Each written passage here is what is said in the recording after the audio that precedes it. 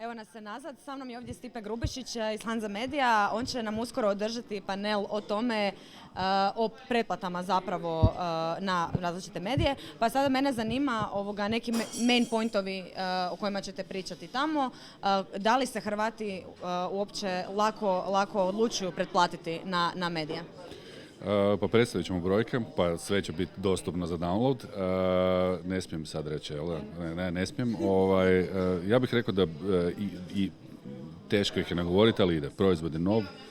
Realno imamo prvih 3 godine, to jest 2.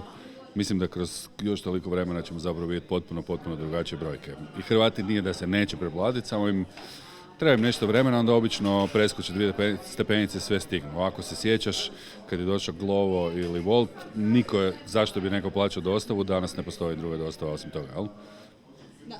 Da, to je istina. Evo, zanima me i općenito kako vam se sviđa organizacija SOMO konferencije, da li mislite da se daje dovoljno prostora zapravo ovakvim i nagradama i ovakvim razgovorima i panelima?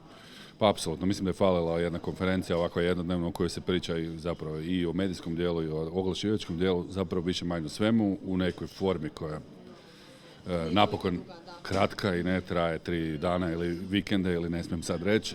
Sviđa mi se super, Ružica je najbolja na svijetu, Nikola isto super, svi su super. Uglavnom, stvarno je, mislim da nam je falilo ovako nešto i nadam se da će sljedeće godine biti isto, samo veće.